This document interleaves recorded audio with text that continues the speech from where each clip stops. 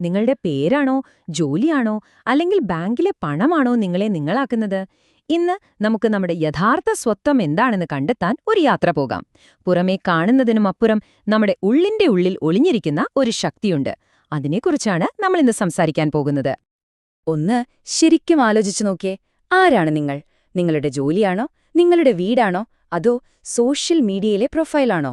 നമ്മളിൽ ഭൂരിഭാഗം പേരും നമ്മുടെ വിലയിരുത്തുന്നത് ഇത്തരം പുറമെയുള്ള കാര്യങ്ങൾ വെച്ചാണ്.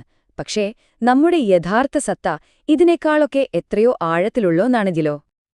അതെ, ഇവിടെയാണ് അസല് കാര്യം വരുന്നത്. പുറമെ കാണുന്ന ഈ പകിട്ടൊന്നുമല്ല, നമ്മുടെ ഉള്ളിന്റെ ഉള്ളിലെ സംസ്കാരങ്ങൾ, ആ ശീലങ്ങളുണ്ടല്ലോ, അതാണ് നമ്മളെ നമ്മളാക്കുന്നത്. ഈയൊരു ആശയമാണ് നമ്മളിന്ന് ആഴത്തിൽ മനസ്സിലാക്കാൻ പോകുന്നത്. അപ്പോ എന്താണീ സംസ്കാരങ്ങൾ എന്ന് പറഞ്ഞാൽ? സിമ്പിളാണ്. പെട്ടെന്ന് ദേഷ്യം വരുമ്പോൾ നിങ്ങൾ എങ്ങനെ റിയാക്ട് ചെയ്യുന്നത്? അല്ലെങ്കിൽ പുതിയൊരു കാര്യം പഠിക്കാൻ എത്രത്തോളം താൽപ്പര്യം കാണിക്കുന്നു? ഇതൊക്കെ തന്നെ നമ്മുടെ ഉള്ളിൽ ആഴത്തിൽ വേരൂന്നിയ ചില ശീലങ്ങളില്ലേ? നമ്മുടെ ഓരോ ചിന്തയെയും വാക്കിനെയും പ്രവൃത്തിയെയും നിയന്ത്രിക്കുന്ന ആ അടിസ്ഥാന സ്വഭാവങ്ങൾ. നമ്മുടെ ഒരു ഇന്നർ കൾച്ചറിനെക്കുറിച്ച് ആഴത്തിൽ പറയുന്ന ഒരു അടിപൊളി തത്വമുണ്ട്. നമുക്ക് അതിലേക്കൊന്ന് കടന്നാലോ?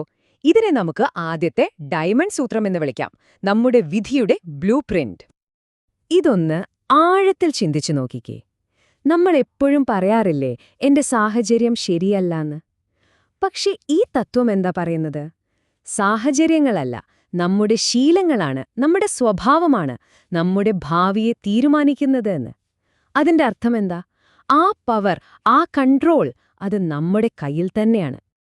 ഓക്കെ, അപ്പോ ഈ പവർ നമ്മുടെ കയ്യിലാണെങ്കിൽ അതെങ്ങനെ ഉപയോഗിക്കും? നമ്മുടെ ഉള്ളിലെ ഈ ശില്പിയെ നമുക്ക് എങ്ങനെ മെരുകിയെടുക്കാം?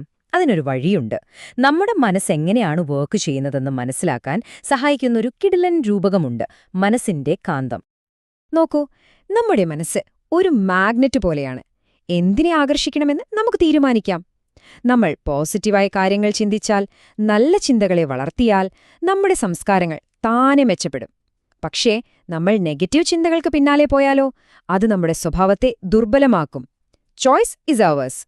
പൂർണ്ണമായും നമ്മുടേതാണ്. സ്വയം മാറുന്നത് അത്ര വലിയൊരു മല മറിക്കുന്ന പണിയൊന്നുമല്ല. ശരിക്കും പറഞ്ഞാല് വെറും 3 സിമ്പിൾ സ്റ്റെപ്പുകളേയുള്ളൂ. സ്റ്റെപ്പ് 1, നല്ല ചിന്തകളെ മനഃപൂർവ്വം തിരഞ്ഞെടുക്കുക. 2, അതിനെ സ്ഥിരമായി അങ്ങ് ശീലമാക്കുക. പിന്നെ 3ാമത്തെ സ്റ്റെപ്പ്, അത് താനേ സംഭവിച്ചോളും. നിങ്ങളുടെ ഉള്ളിലെ സംസ്കാരം ഓട്ടോമാറ്റിക്കായി ലെവലപ്പാകും. നല്ല ചിന്തകളെ ഒരു ശീലമാക്കുന്നതിനെപ്പറ്റി നമ്മൾ പറഞ്ഞല്ലോ. ആ ശീലങ്ങൾ എത്രത്തോളം പവർഫുൾ ആണെന്ന് പറയുന്ന രണ്ടാമത്തെ ഡയമണ്ട് സൂത്രത്തിലേക്ക് പോകാം.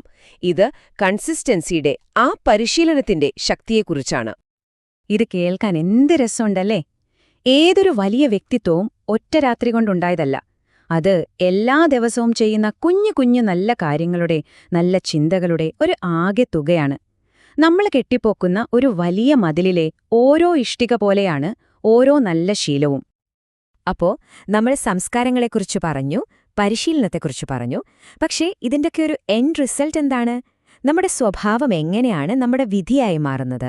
നമുക്ക് നോക്കാം. അതുകൊണ്ട് ഏറ്റവും പ്രധാനപ്പെട്ട കാര്യം ഇതാണ്: മറക്കരുത്, ലോകം നിങ്ങളെ തിരിച്ചറിയുന്നത് നിങ്ങളുടെ സ്വഭാവം കൊണ്ടാണ്. നിങ്ങളുടെ കയ്യിലുള്ള കാശുകൊണ്ടോ പദവി കൊണ്ടോ അല്ല. നിങ്ങളുടെ സ്വഭാവമാണ് നിങ്ങളുടെ യഥാർത്ഥ സമ്പത്ത്. അപ്പോ എപ്പോഴാണ് നിങ്ങൾ നിങ്ങളുടെ ഉള്ളിനെ ശക്തിപ്പെടുത്തുന്നത്? പുറത്തുള്ള ലോകം താനേ നിങ്ങൾക്ക് അനുകൂലമാകും. നിങ്ങളുടെ വിധി നിങ്ങൾ ആഗ്രഹിക്കുന്ന വഴിക്ക് വരും. വിജയം ഒരു ബൈ പ്രോഡക്റ്റായി മാറും. ബഹുമാനം നിങ്ങളെ തേടി വരും, ഉറപ്പാണ്. നമ്മൾ ഇത്രയും നേരം സംസാരിച്ച ഈ പ്രചോദനം നൽകുന്ന ചിന്തകളെല്ലാം യുഗഋഷി പണ്ഡിറ്റ് ശ്രീറാം ശർമാചാര്യയുടെ അമൂല്യമായ സാഹിത്യത്തിൽ നിന്നും എടുത്തിട്ടുള്ളതാണ്. അപ്പോ ഈ അറിവ് ഇവിടെ അവസാനിക്കുന്നില്ല. ഇത് നിങ്ങളുടെ ജീവിതത്തിൽ തുടങ്ങുകയാണ്. ഒന്ന് ആലോചിച്ച് നോക്കൂ. നിങ്ങളുടെ നാളത്തെ വിധി എഴുതുന്നത് ഇന്നത്തെ നിങ്ങളുടെ ശീലങ്ങളാണെങ്കിൽ, നിങ്ങളുടെ ഭാവിയെ അടിപൊളിയാക്കാൻ ഇന്ന് തന്നെ നിങ്ങൾ തുടങ്ങാൻ പോകുന്ന ആ ഒരൊറ്റ നല്ല ശീലം അതെന്തായിരിക്കും? ഉത്തരം നിങ്ങളുടെ ഉള്ളിൽ തന്നെയുണ്ട്. അത് കണ്ടെത്തുക, പ്രവർത്തിക്കുക.